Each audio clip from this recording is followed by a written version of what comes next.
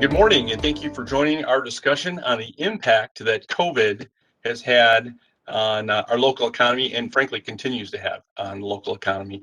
Um, I'm Ray Biggs, President and CEO of West Shore Bank. Thanks for joining us this morning. I'd like to introduce our guest panelists today. First is Matt Mccauley. Matt is the CEO of Networks Northwest, who facilitates and manages various programs and services for 10 counties in Northwest Michigan. Matt is a proven connector and innovator who sees economic development as a three-legged stool: business, talent, and certainly community. And next, our economic expert today is Charlie McQueen. Charlie is the president and CEO of McQueen Financial Advisors, which specializes in consulting and advising financial institutions for long-term success. Charlie regularly leads presentations on various economic and investment topics, and we certainly welcome his insights today. And now I'd like to introduce our moderator today, Perry Adams. Perry brings with him more than 25 years of investment management experience to West Shore Bank, where he serves as our Senior Vice President and Director of Wealth Management. Perry is responsible for overseeing our wealth management services and develops our investment strategy. Look forward to hearing the presentation. Thank you, everybody. So to kick it off, Matt, why don't you just give us a brief overview of the economy in Western Michigan? Yeah, there's a lot to the economy of the region that are very intuitive. Certainly, there is a higher reliance on hospitality and tourism industry within the region. We associate the region oftentimes with a lot of pure Michigan imagery, and that pans out in much of the industry that we have supporting business and workforce within the region. However, I think it's also interesting to note somewhat disproportional in healthcare and construction, in large part because of population growth and the demographics of that population growth within the region. And then lastly, and maybe a topic for its own standalone discussion someday, but we tend to look at nations and states and regions as monoliths, but even within the region, you do have distinctive subregions. When you look at the 31 corridor versus the 131 corridor, there is a higher degree of affluence along that 31 corridor that does reflect in the smaller submarkets. Donna, can you pull up the labor graph? Okay, so you can see here, back in March and April of 2020, you can see how that graph is skewed on the right there. There were 22.3 million jobs lost when COVID hit and the economy shut down. Since then, we've gained back just over 17 million jobs, but COVID ushered in extraordinary complexity from a supply and demand standpoint, from a labor standpoint, and how businesses and people have responded to COVID, the restrictions and the policies. It's unprecedented, and it continues today. The Fed recently issued their beige book, and it showed how labor shortages are constraining businesses' ability to keep up demand, because demand has remained strong throughout the COVID pandemic, and it's also increased our hourly labor costs. And then more recently, the Department of Labor puts out a JOLT report. It's called the Jobs Opening and Labor Turnover Report. So the one that came out in July showed there were 10.9 million job openings available, yet there's this huge labor shortage. And so businesses large and small are struggling to find workers. So Charlie, I mean, what is keeping people from re-entering the workforce? What's keeping them on the sidelines? Perry, it's a great question. And, we're seeing three things. Now, the first one is a lot of people choose not to go back to work when they're basically getting paid the same amount of money they were getting paid and not having to work. Now, that is diminishing with reduction of payments of the bonus unemployment activity. So we're seeing that take place. The second thing we're seeing is an interesting demand structure, that there's demand everywhere. We had a lot of maybe baby boomers that decided they weren't going to retire, but when the pandemic hit, they decided to retire. And so we have this pull up of what we call a pull up of labor, where everyone's moving up in the structure. And so there's a lot of open spaces at all levels. And so we're really seeing a unique mix up of everything. The third component to us is something we work at McQueen Financial very hard not to have this problem, but there are roughly 3.5 million women have left the workforce, working women have left the workforce to take care of kids. And we as a country have done a very bad job at supporting working families, especially working women. And we've done a terrible job with schools, with a lot of schools closing in the country instead of finding ways and doing other things to help support them. So we're seeing that big component is really comprised of these three components: women that have exited the workforce that hopefully are coming back, and then a lot of baby boomers retiring, then also a difficult environment with government stimulus payments to attract people back to the workforce.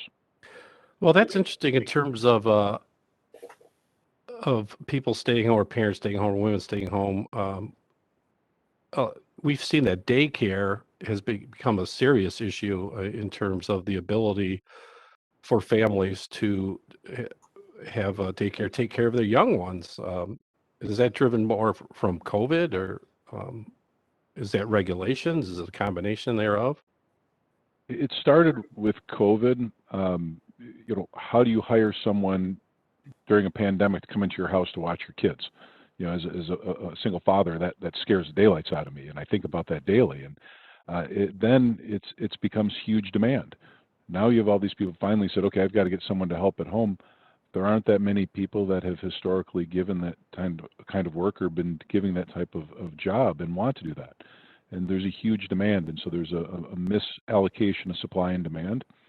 And then I do think it's just something we as a country haven't invested in, and as employers we haven't invested enough into daycare related to schools and office locations. So I don't know if it's as much of the regulation component as it's just something that hasn't been a priority. So Matt, what are you seeing strategies that being employed by local businesses to handle labor shortages and higher labor costs? Well, there are a couple of things going on at a macro level, and a few other things that I think are more unique to our region. At a macro level, you are seeing greater flexibility but by employers. You are starting to see, and I'm sure Charlie will speak to this, wage inflation that is going on across all industries. Those are very real and present.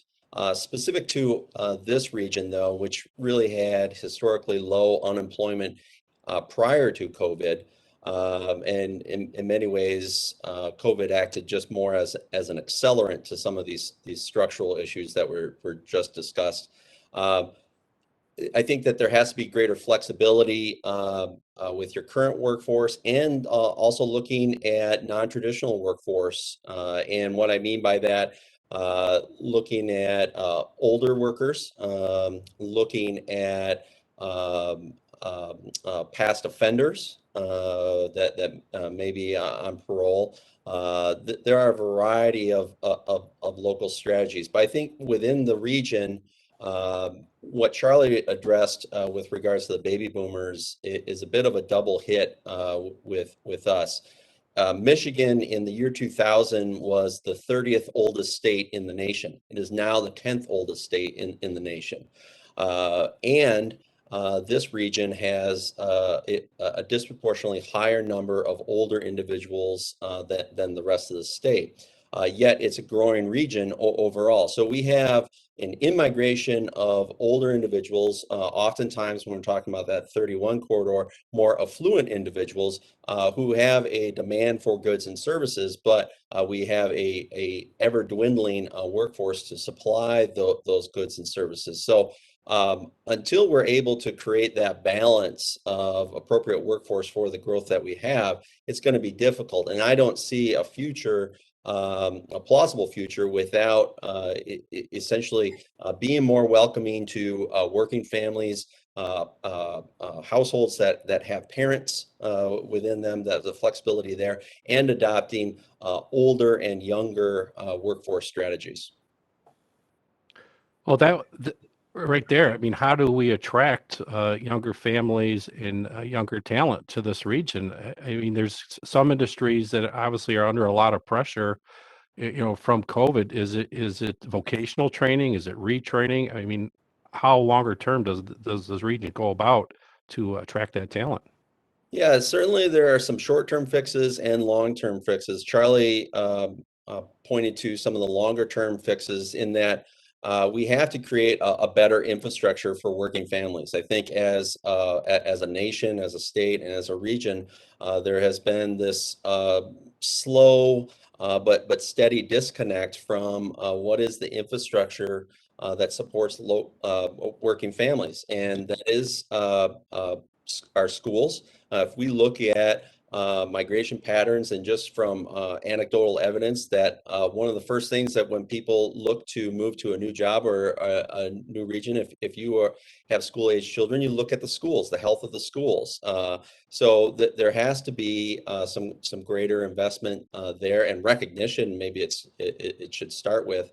And I also think that specific to this region, there has to be a look at the availability and cost of housing versus the wages that are available within the region. That certainly there are places within the region where this isn't true, but some of the more affluent and desirable areas that are most prime for talent attraction within the region, there is a lag in wages, generally 86.7, I think is the last number I saw, the median within the region versus the state, which is lower than the national median. And then along that 31 corridor specifically, you're seeing housing 120%, 130% above state median average. So there is a significant affordability disconnect within the region that existed even prior to COVID. But again, COVID acted as accelerant, particularly with putting brakes on a new housing supply being built over the last 2 years. Yeah, absolutely. We'll get into that in a little bit as well, but that is definitely, the affordability aspect is definitely a deterrent.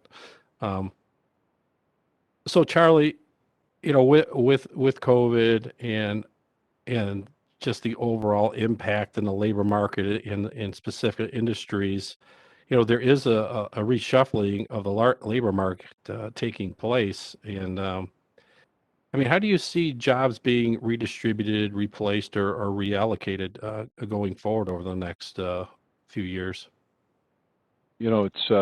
It's a great question, and the answer is all three plus one more. And so yes, I'm done. I'll stop it. Dunkin' Donuts just opened up its first digital-only restaurant in Boston, and so you have to order by the app. You can't walk in the door and order, and you order by the app. You pay over the app, and when you walk in the front door, there's nowhere to sit. There's no one to talk to. There's a wall with boxes that you electronically open up with your phone, and you get your order. And they did this for a couple of reasons.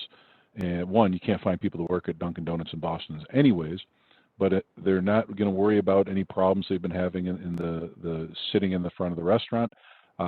They've cut cash out of the equation completely, a thing that sometimes disappears in restaurants. And you just have a few people in the back that don't have to interact with customers, that can wear whatever they want and cook the food, and it works. So to me, I think that's an example of things being replaced. People, as you guys know, are moving to vacation homes, and they're moving permanently to what was their vacation homes, as that's modified people's working ability. I have a number of friends in the Boyne City area that just said, you know what, we're done. Kids are off to school. I can work anywhere. They sold their house in Grand Rapids or Detroit they primarily lived in, and they now live in Boyne City permanently. And so we're seeing this effectively relocation, which is my added one there. We're also seeing redistribution in a lot of ways, like outsourced IT work. And we have 5 open IT positions right now here at McQueen Financial that we can't fill. And so we're using outsourced facilities to fill that in. And I do think we're also reallocated because we are looking at different things, and the labor market, you're taking people from one activity and putting them somewhere else because demand is higher, or people are willing to pay higher prices today. And we're seeing a bit of that in the Detroit area right now, where all GM plants are effectively shut down right now. And so all those employees, they're not laid off yet. They're still paying them because they don't think they'll ever get them back. but all those people are also doing other things now. So there's a lot of unique things happening in the workforce. And so I think everything is getting redistributed, replaced, reallocated, and relocated at the same time. Yeah, I'm drinking Dunkin' Donut or that right now. But I also saw, I think it was Taco Bell had a prototype all technology where you basically drive under. It was almost like a bank where they shoot the thing down through the chute tube. you order. Yeah, and so it's amazing how the restaurant industry is adapting. But a question for you, Matt: are you seeing the adaptation of technology to replace workers here in the region?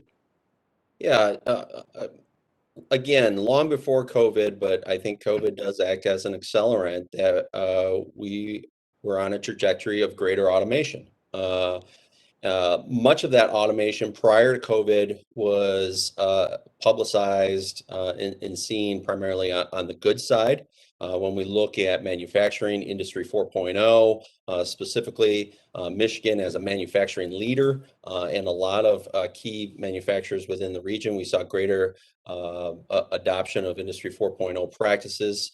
But on the service side, as Charlie just mentioned, we are starting to see some of that automation. It is interesting when you use, when you look at a Dunkin' Donuts or a McDonald's or something like that, that their ability to greater automate, to put in the necessary technology and processes is very different than the Iron Skillet in Mansalona or Bubba's in Traverse City. That when you have the sole proprietorship restaurants, they are going to be slower to move to these automated systems, even if it would be to their advantage and best reflects the current labor needs. So I don't see much of that beyond the larger national chain stores having any near-term effect on the service side within the region. But automation on the goods side within the region has and continues to grow. All right. Well, last question here on the labor, then we'll move into housing. So, Charlie, do you see the labor market strengthening in the coming months? The federal pandemic assistance expired earlier this month. There may be more coming more with the new tax bill, but that's the $64,000 question. Is the expiration of the federal pandemic, is that going to lead to somewhat larger monthly job gains going forward? Yeah, so I do think the labor market is going to improve, meaning more people are going to enter back into the workforce right now. A lot of the benefits are being cut, and hopefully they continue to get cut down to more normal levels. And also with schools back in and consistently back in right now, more and more people going back to offices, there's more of a regular schedule, and I think some of the working mothers that have left the workforce will come back into the workforce. So I think it is going to improve. But the hard part is the cost is going to be very detrimental, and we're definitely seeing some extremely high numbers in especially some of the restaurants and service industries right now, numbers that are just surprising me in the mid-20s, $25, $27 an hour to get people in right now, which is going to be very, very detrimental for a lot of small businesses. So I do think it's going to get better. It's going to be a while, though, to get through this boost of costs before it comes back down. Yeah, we'll get back to that in a little bit. Yep. So, Don, if you want to pull up the housing side, we'll transition into that. And you can just see how this is all intertwined because of the supply and demand imbalance with the labor and the housing and inflation. But if you look at this housing graph, since October of last year, October of 20, year over year monthly price gains have been in the low double digits. So last October, I think it was 10.4% here last month over the last 12 months, and that's through July, 18.8%. Michigan's up like 17.4% on average. Those are significant price gains. And that's why you can see why people are somewhat concerned about the housing market. And as Matt alluded to, even before COVID, there was a supply and demand imbalance on the housing side. There was a lack of construction. There was huge demand, not much inventory. And then COVID just put it on steroids. And earlier we were talking about how back before the Great Recession, there were pockets of speculation, like in Florida, Nevada, and California, and Texas, where there were sealed bids. Now that seems pervasive across the whole U.S. I mean, Traverse City, Ludington, everywhere. It just a house goes on the market, and then there's a ton of bids. So I guess the question for you, Charlie, is this a housing bubble? So the answer is no. And I do want to go back and go back. Matt made a really good comment earlier when you were talking about how to attract people to come and work. And there's a lot of housing shortages. And one of the things I'd love to see somewhere in Ludington is build neighborhoods of affordable homes. And you will get people to move. It's like the old adage of build it and people will come. I think that's one of the things, if you could do in your neighborhood, you would get a whole bunch of people moving there because people want affordable housing, and it doesn't matter as much where they used to live. And you guys have a phenomenal part of the world you live in. There's a lot of great benefits. But we're not in a bubble, and I do think we're probably fully priced. Don't get me wrong. I think things are very expensive and to a degree a bit silly. People don't own 5 or 6 homes and they're trying to flip them. It's people buying homes to live in. And when you have the raw demand, it's not a bubble. And we also have to remember here, when you tie in the price of labor and materials, you cannot build a house that you used to build for $100,000 5 years ago. That is $200,000 or $300,000 today. And so we actually have to see the replacement cost is so much higher that it's going to bring everything up. Now, I do think there's a huge affordability problem with people able to afford starter homes, which I know we're going to talk about. But to me, I think we're not in a bubble, but I do think that we are very fully priced. And we may see things come down if people decide they don't want to live somewhere and sell and move. But it is definitely a real supply and demand problem that we're having. Well, you look at existing and new home sales; they're down 5 of the last 6 months, but yet prices keep moving higher. Is that just strictly supply and demand driving that? Yes, when you look at the number of houses for sale, there just aren't enough houses for the number of people buying. And the comment made earlier about, someone said to me earlier today that 1 or 2 days in the market and houses are gone, even if they hit the market. And so for me, it's just there's not enough homes being built. There's not enough homes available. So, Matt, 250,000 is the new $125,000 home, kind of Charlie alluded to. So, how is housing affordability impacting our local communities, and what strategies are being employed to create more affordable housing? Yes, the affordability has always been an issue for this region for a variety of reasons. Certainly, we all know that affordability used to be loosely defined as 2.5 times a gross household income. That's been blown out of the water. I think that what Charlie talked about, we had lots of supply issues going on.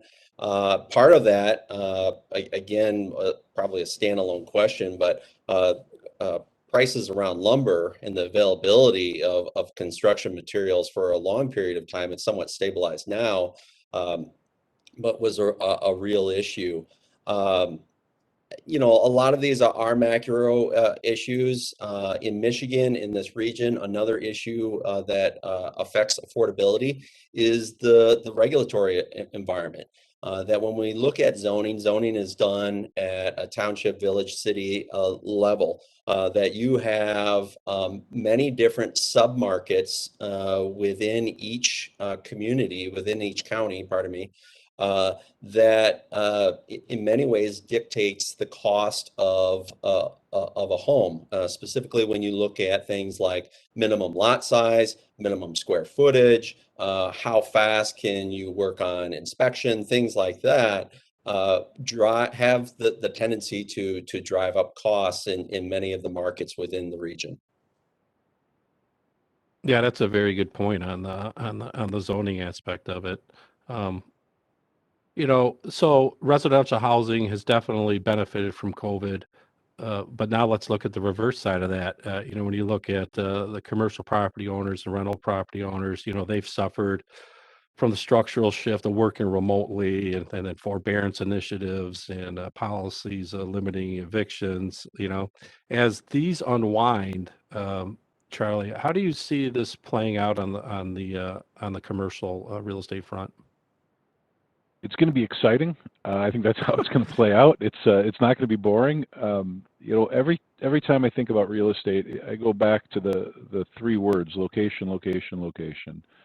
And I do think there's going to be some structural changes. There's some activities happening here with what do I need for a commercial location? What am I manufacturing?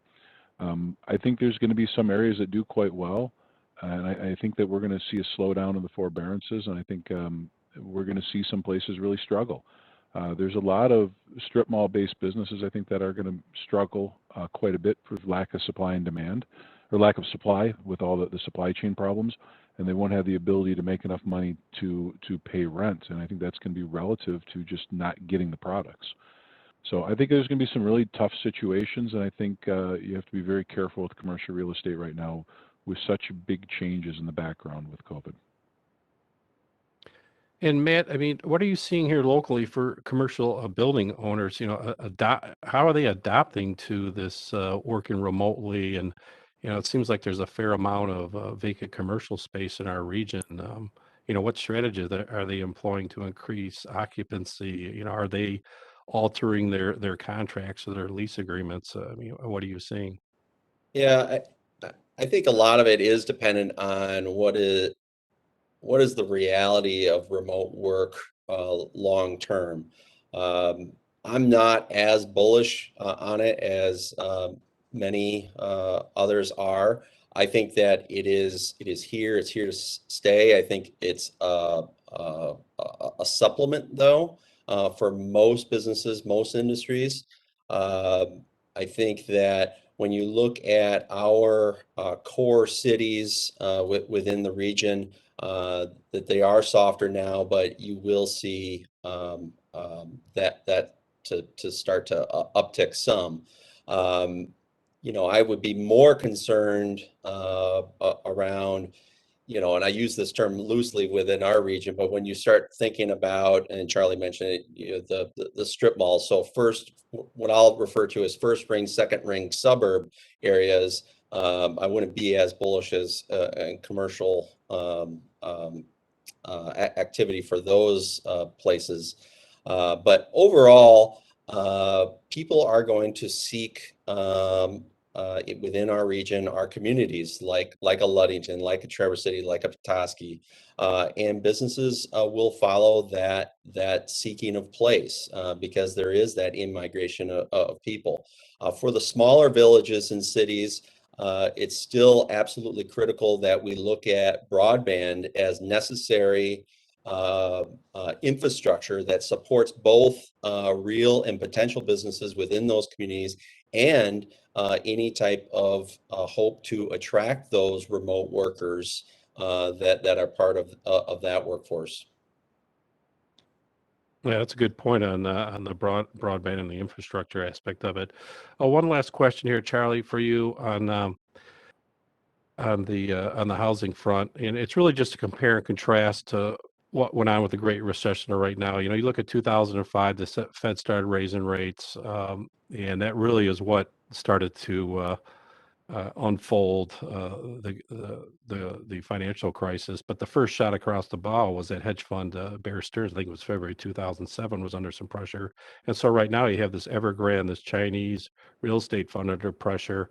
This doesn't look like it's going to be a Lehman event. It's going to be confined to China itself. But compare and contrast the fundamentals between then and now with the housing market now. It's a great question, and as I'm thinking of my takeaways from this presentation, there's a couple things, and Matt talked about affordable housing in your region, and then bringing in broadband internet is absolutely so important. I was at a friend's house in Boyne City, Michigan the other day. They have better internet there than we have in our office in Detroit. Just want to put it there with the co-op. It was just amazing. And that's what is going to be a differentiator is, again, good housing, good internet. Now, going back and comparing and contrasting the housing market and the bubble in the housing market today, your actual question there, Perry. So now getting back to what you've asked. Back in the bubble, I'll never forget a friend of mine was in an elevator with the bellhop with a bunch of luggage going up to a room in Miami, and the bellhop was pointing out in the distance to these are all the condos that I own apartments in that I'm renting to people. And I'll never forget, he called me, and this was like the day before the world fell apart. And he said, I couldn't believe this. These are all expensive, very expensive apartments this bellhop owned. And I looked at that and said, there's so much speculation. And today it's not speculation. And that is what the most differentiating factor is. Today it's people wanting to live in areas where I'm not using a closet as an office to do video calls. And I'm not sitting in the bathroom to take a conference call because it's the only quiet spot in the house. And plus, people have been in their homes for, on average, close to 20 years. Or I'm sorry, 25% of the population in the country have been in their homes now over 20 years. It's an all-time record high. So if you think about that, people have wanted to move since the Great Recession here back in '08, but they haven't been able to. Their homes are underwater. Their homes start to come above water. We then have a pandemic, and there's a lot of pent-up demand to move and do different things. And if I can't go on vacation, I want a pool in my backyard. And there's a lot of components that are really modifying what people look for in a home. And with that, the last comment I want to make is family recreational activities are so much more important today. And that's one of the things Ludington and all the areas the bank works in are amazing areas where I expect to see population growth because people want to be in areas where they have the outdoor activities to do, they have family things to do. And so you comprise your location with affordable housing and fast internet, it's going to be, I think, it could boom quite a bit. I think the other big difference too are underwriting standards. We basically there were none back then, and now it's much more stringent, that process. So let's move into inflation, Donna, if you could pull that graph up. So this has been front and center for quite some time. You can see inflation rates have shot up here, up 5.2%. That's through August year over year. The headline and core up 4.0%. Again, the supply and demand, if you look at the labor shortage, there's, shortages, logistics, shipping, raw materials. There's just a plethora of things that are impacting the supply and demand imbalance and driving inflation higher. The Fed believes inflation is going to be transitory. My question is, how long is considered transitory? So Charlie, I guess, has the inflation train left the station? So I'm going to answer this carefully because there is inflation and there is transitory inflation. So the answer is there's both. And looking at that chart, one of the things I look very carefully at is the consumer price index X food and energy. And the reason being food, a lot of the cost of food is transportation, and energy prices, we've self-inflicted gunshots to ourselves on that, which is painful. But when I take food and energy out, we're running about, this last read was around 4%. Big number. Now, last year we were at 1% on food and energy increases. So I put the two together, that's 5, you divide by 2.5%. So we're, in my mind, running closer to 2.5% when you look at inflation over a couple years. Now, it's growing, so let me answer that carefully. Is there wage-based inflation? Absolutely. And you can't cut back wage-based inflation. No one wants their pay cut because there's less inflation next year. That just doesn't happen. And when wages go up, costs of goods that take a lot of labor go up, such as making a taco at Taco Bell to building a house. That's very labor intensive. And so those things come up. And so we are seeing definitely wage-based inflation, which results in some inflation in prices in different areas. But there is also some transitory inflation. What is transitory inflation? What does that mean? That means inflation that's here for a short period of time that then goes away. We have this massive chip shortage, which is causing used car prices to go up. One of the biggest components of the consumer price index going up is used car prices. And they're going up because you can't buy a car right now. I said earlier, GM's not making any cars right now. And so once the chips are all here, that is going to be fixed. It's just going to take some time to get there. And so we have things as shipping costs. Shipping costs are absolutely skyrocketed. Those will get fixed because people will either build boats or will get the problems fixed and the price will go down because more people will get into the business over time. So the answer is yes, we are seeing definitely inflation more than I like, and I think wage-based inflation does lead to more inflation. It takes a little bit of time, but there is some stuff like car prices that won't continue to go up at a 40% clip effectively. Yeah, the Fed has been, I think, the last 3 times that they issued their dot plot, they've actually upped their inflation projections, kind of behind the 8 ball. So I'll be curious to see today if they up the PCE inflation reading even higher. But Matt, consumer and producer prices have risen sharply. And you look at surveys like Small Business Survey or Consumer Confidence, inflation is a serious concern. In the Small Business Survey, the most recent one showed that 49% of small businesses are raising their prices. It's the highest level since 1981. What are you hearing from small business owners? Are they passing on prices to their consumers? How are they dealing with higher input costs and labor costs? Yeah, I think that we all know at the end of the day, there's only so much wiggle room in your bottom line before you do pass along prices. So at a macro level, previously when we were talking about tariffs, that affects the consumers. When we're talking about paying restaurant worker $20 an hour, that affects the price of a burger. So no question that those price increases are being passed along to the consumer. I think the other thing on some of this that will likely be transitory and affects our region as a place that has so much recreational opportunity and placemaking associated with it, is that last year during the COVID was the first time in many years where consumers spent more on goods than services. And it's likely to flip back, and I think that will normalize things to an extent. But it is an interesting piece to the whole COVID puzzle, and I believe yet another reason why it's impossible to decouple COVID and the economy right now. That everything that we're talking about lives or dies, if you will, of where we end up with regard to COVID. And it is an unusual place because not for a very long time has the economy been so directly linked to public health. Yeah, that's a very good point. Charlie, the supply and demand imbalance, it's been here. Some say it's definitely, getting worse. But one thing I've read a lot about is how retail sales and a lot of demand has been front loaded.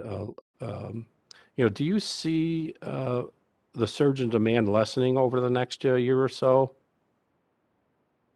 Barry, I've heard those conversations about front loading of demand, and I think carefully about it, and then I went to Target and Walmart the other day. I have a 7-year-old daughter and wanted to go get a birthday present, and the toy shelves are empty. There's nothing to be found. Try to buy a bicycle right now. Think of these things. So I just don't. I think there was some demand pulled ahead. Like, gee, I'm locked down a year ago, and I want a bike to go and do things. That I think that happens. But now I don't see it being front loaded at this point. I just see there's just a lack of supply of activities, which is going to cause there to be more demand as we go forward. So I'm actually nervous about empty shelves for Christmas and a lot of retailers having a struggle for Christmas sales because they just don't have enough stuff. Well, that's a great point. I think everybody on this call has gone out and tried to get something. You need a part or whatever, and you go to the store and it's just not there. And I see that Costco's warning again about being able to buy toilet paper. So we may be going through that again. So the the other question I have for you, Charlie, is, I was reading through a FactSet earnings insight report, and they were saying how in the last earnings cycle for the second quarter that 244 companies mentioned inflation as being a headwind. I mean, do you see margins coming under pressure going forward? Is that going to be more pervasive and impact earnings? Yeah, I think as Matt mentioned a minute ago, the amount of small businesses raising prices, and it's all businesses are going to be raising prices. We talk about how lunch used to cost $8 or $10. It's now $14 or $16. And I think it's definitely going to impact everyone. It's very difficult to raise prices as fast as we're seeing labor costs go up. Business group I'm involved in, we sat around a table and talked about this. The lowest level of cost increase for employment was 10% out of the group, and the highest was close to 30%. And that's over the past 12 months. And so you can't raise your prices on goods, especially if you don't have the goods to sell. And so it's that combination there, the supply chain problem along with higher labor costs are definitely causing some problems. So I see earnings being difficult this next year. Okay. And so do you think the Fed is going to be backed into a corner and be forced to raise rates quicker than expected? So I don't think they're going to raise rates very quickly. There's a lot of things they have to do before they get to raising rates. They have to actually start tapering, and they have to complete tapering. You can't raise rates while you're still buying assets. It's doing both sides of the puzzle, and you're just going to cause problems. So they need to start tapering, stop buying assets, change their viewpoint that rates are going to go up. When we went and started the pandemic, we predicted a 5-year low interest rate environment, and we're 2 years into it, we'll call it today. So I think we have another 2 to 3 years of low interest rates. Now, it doesn't mean rates can't drift up 20, 30, 40 basis points or 0.5%. But I think that we're in this low environment for a period of time. And you have to remember, it's not just, the Fed has to be careful about what's happening in the U.S., but they also need to be cognizant of the rest of the world and the vaccine rollout, which, going back to Matt's point, we always have to bring COVID into everything, unfortunately, right now. With the slower vaccine rollout in the rest of the world, we're definitely going to continue to see things a little bit goofy, supply chain problems, and the Fed's going to probably take longer than what most people think to raise rates. Okay. Well, let's move into the Q&A session. Sid, you want to Thanks, take us Barry. into that? Appreciate that. This is Sid Van Slyke. I'm the market leader for West Shore Bank in Traverse City, and we do have some questions in the Q&A I'll go through. The first one, I think from a really high level, we'll go with Charlie. When do you see the Fed beginning to taper back on bond purchases and raising the short-term rates? You just commented on it, so we'll tag on. When do you see that occurring? I'm hoping we see them tapering end of this year. And that's what I think is correct, but I don't think it's going to happen. I think it's going to be the first quarter or first half of next year that they start the tapering. They've got a lot of battles to fight with activities, with the free spending of money, but my goal would be end of this year, but plan on next year. And Matt, there's a question here that I think fits your impression well. If monthly job gains do materialize over the coming months, do you feel this will lessen the hourly wage pressures? It similar to housing, I think that it has the potential to plateau, and we're seeing a little bit of that right now. But there's just not a magic bullet to this. And specific to our region, which is, again, an older region, there is a disproportionate demand for goods and services, and a disproportionate lower number of those who can provide those goods and services. So there's some real structural issues that are occurring in this region. Some of those are typical of other rural regions, and some of those are atypical in the sense that most other rural regions aren't growing. But Northwest Lower Michigan is growing. So it is a little bit of a unicorn in that discussion. Okay, and then I have a question here that I'm going to pull both you guys in on this one because I think there is a national level that I'd like Charlie's take on and a more localized by Matt. So, with the population growth in the U.S. at near zero, what are the demographic trends that are pushing demand upward for housing? Understanding that Western and Northern Michigan has seen population growth, but certainly not the state of Michigan as a whole. So maybe Charlie, you could comment on when the population isn't growing, how in the world are housing prices just continuing to push nationally? Okay, well, that's a great question. There's about 3 points here. And first one, in the Great Recession, a whole bunch of multi-generations moved in with each other. And so we ended up seeing that there should have been a lot of homes built from 2009 through 14 that weren't, because multiple generations were living in single houses and kids were moving back into houses and basements. The joke a friend of mine said is, I'm selling my house because it has a basement. I want a house without a basement so my kids can't move back. And so I think we have that where people are moving out. Now, we do have some population growth. We have roughly 350 million people in the country. Historically, we've had about a 1% population growth. It is a little bit lower than that now, but 1% would be 3.5 million people plus immigration. And arguably, there's maybe 1 million, 2 million people a year. The immigration numbers have been very difficult to understand. So we're talking about maybe 4.5 million new people coming into the country every year between births and immigration. And so we are having a demand, but I think it's primarily here. You've got your first component, which is people moving out of multi-generational homes. Second component is the growth that we have in the country. And then the third component is going to be, do you want to live in a high-rise apartment in Chicago? We could beat up Chicago right now because they're having some tough days in the news. Do you want to live in a high-rise apartment in Chicago and ride in an elevator every day with a whole bunch of people you don't know during a pandemic? The answer is no. And so we're actually seeing some fairly significant shifts of people from cities to more rural areas. And that's going to make some of this change of where the housing stock is. Matt? Well, forgive me, Matt. I'm gonna stick with Charlie for a minute because we have another question. And since you mentioned the immigration issue, there's another question in there on staffing. Could easier immigration help? And what do you see as blocking forces to that?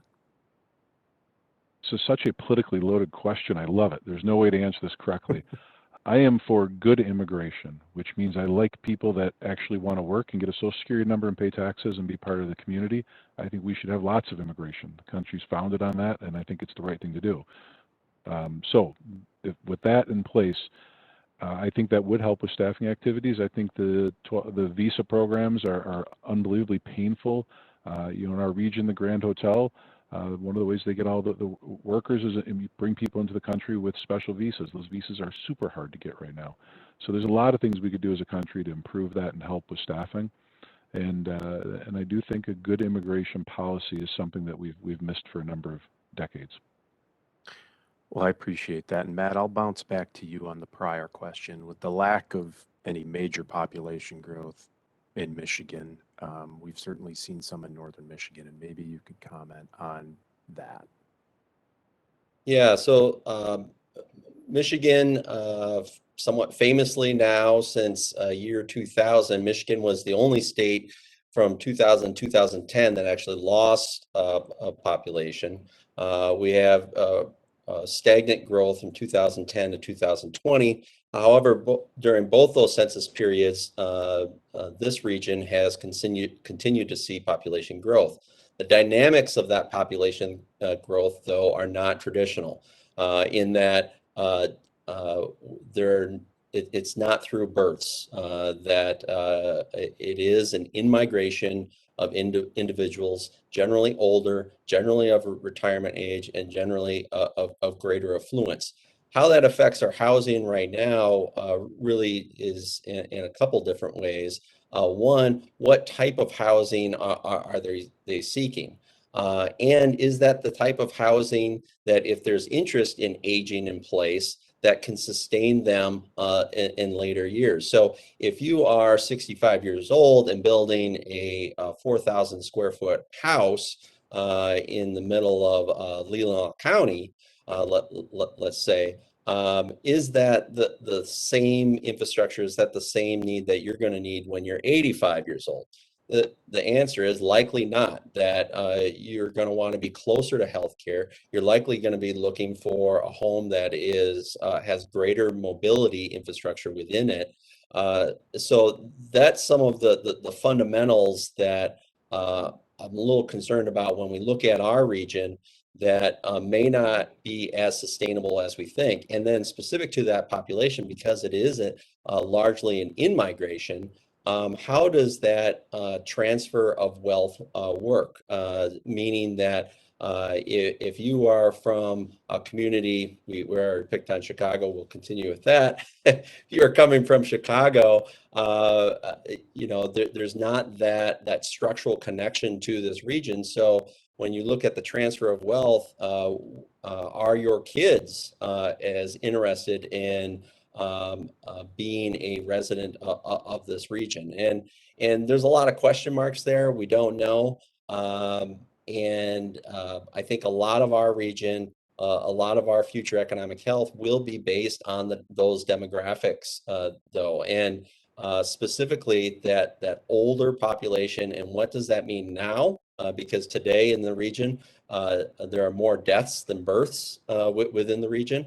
And 20 years from now, when we look at that wealth transfer and the shift in housing needs. Well, and Matt, I'm going to stick with you for this next question because this is something I know both you and I in this community have worked on projects together for this issue. And I know we're both very recent users of the service. Given the lack of childcare within the state and our region, coupled with labor shortage, do you anticipate more employers adopting work from home policies to attract and retain talent? And maybe you could also comment on just maybe some of the more creative solutions you've seen in our region for that challenge. Yeah, so I think first it's important to delineate childcare. Childcare, in this discussion, I think needs to be broken down into two parts. Is that our education system is first and foremost an education system, but does provide a childcare role for working families, and consistency and reliability within that education and care is absolutely critical for working families. And then the daycare piece, the traditional daycare piece, we'll call it 6 months to 6 years.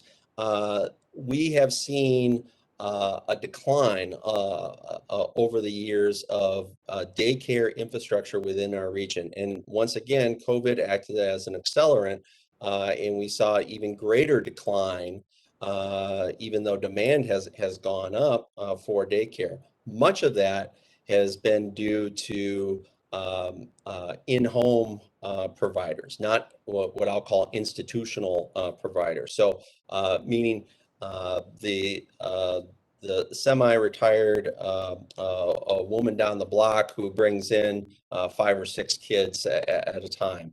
There's a lot of reasons for the decline in that in-home care. One of those, again, the aging workforce is absolutely there. And then the other one that is of note is the regulatory environment for daycare is absolutely a burden to do business. That there is not much with regard to financial incentives to open a daycare business from the regulatory side and on the margin side. So it is a real problem, and within the region, what you're seeing is greater flexibility by employers. Maybe that someone doesn't come in till 9 and they leave at 4. That hour flexibility is there, and we're seeing even more what I'll say progressive type of strategies where we're seeing employers actually opening up daycare or sharing with a neighbor business or a cluster business on some of daycare activities, because daycare, childcare are absolutely critical for the retention and attraction of working families. Like I said, you can't decouple the economy and COVID. You can't decouple the health and happiness of one's family and their ability to be a productive worker either. I appreciate that. And now we're going to back it out a little more nationally. And Charlie, I'm going to give you sort of a two-part question here and also let our audience know that this is kind of last call for questions. So if you want to throw anything else in there while I chat with Charlie, this will be your last opportunity. Charlie, with the fiscal packages being considered currently, do you think some form of federal assistance is here to stay, at least for the foreseeable future, similar to the recent pandemic assistance we've seen? So I hate the question because it's a difficult one, but it's because it's against a lot of things I believe in. You know, we're going to make fun of Chicago one more time. The mayor came out and wants to give $500 a month to people. That's the basic income program that they're trying to work on there. We're seeing a lot of these programs stick around, and more cradle to grave assistance programs are coming along. I think there's a lot of soul searching people should have on thinking about these packages that are coming up, and the results of what we've seen in Europe, for example. And this is very similar to a lot of the activities done there. So I unfortunately think there's more of this coming, but hopefully it won't be as bad as I fear. But I do think there's going to be some sort of continued assistance, needed or not, given the COVID environment we're in and the political environment we're in. Thank you for that. And what do you see as the main risks to the U.S. economy next year? So to me, the main risks are supply and demand, number one, and able to get materials. We need, when we talk about infrastructure bills, what we need to do is have more ports in this country, and we have to have ports that don't have quotas of the number of things that can be moved in a day in a labor contract. And so we have some limiting factors of getting things in and out of the country. There's also some difficult things with some of the rules on the amount of pollution from semi-trailers. So when a good comes into a port in California, one semi-truck type drives it to Nevada, which they park it, and another type of semi-truck drives it from Nevada across the country, because the emission standards in California does not make it reasonable to drive a semi from California except in California. So we've definitely have some struggles with some of the ports and the port-based issues that are going to continue to cause supply and demand issues. So I think that's number one. Number two is going to be labor. Unless we kind of figure out some of the labor issues, we'll see prices go up so high that you'll actually start to see, unfortunately, a lot of the goods and services that the lower end of the economic ladder are going to get hampered with. You know, the cost of a McDonald's Happy Meal is doubling effectively over the last few years. We're going to see that a lot of the things bought, food, is going up substantially, and gas prices continue to go up. That's going to be very difficult on the basic level, the beginning level of the economics ladder. And so I'm a little worried about that slowing the economy. So it's people and getting goods and services in place. And along with that, it will add the computer chip shortage is real, and it is a big problem. And Intel's mentioning they don't think it's going to be fixed till 2023. And so that's definitely going to hamper the economy also. And I hate to put you under a time crunch, Charlie, but there was another question that came in that I think is in your wheelhouse, and we want to respect everyone's schedule today. But with stimulus continuing to come in at a $600 for childhood tax credit and potentially other stimulus down the road, financial institutions are seeing pressure on their capital ratios. What are your recommendations to combat surging asset numbers? That's a very tough question, and each kid you get either $250 or $300 a month. Right now, it's $18 billion a month that is going into the system from the federal government for kids. And I think as what you do is accept the money and be okay with lower capital ratios, focus on earnings and structure, look for other types of capital, because our local customers have this money that's being given to them by the federal government. They're not spending it as fast as they're getting it. So I think the right thing for us to do is to actually take it and do the best we can to grow capital and take the asset growth. It's not going to be easy. It's going to be a lot of difficult things. But I'd like to do that and take care of our local customers. That's what's most important. Thanks so much to Matt and Charlie, and thank you to our audience for the questions. Great questions today, and I will hand this show back to Perry. Yeah, Charlie, Matt, thank you so much for joining us today and your insights, and thank everyone for joining us for this discussion. And if you have any questions, you can feel free to reach out to me. My number is 231-346-1516, and my email is perrya@westshorebank.com. And I'll just close by saying the key to uncertainty is discipline. Thank you, everybody. Thank you. Thank you, guys.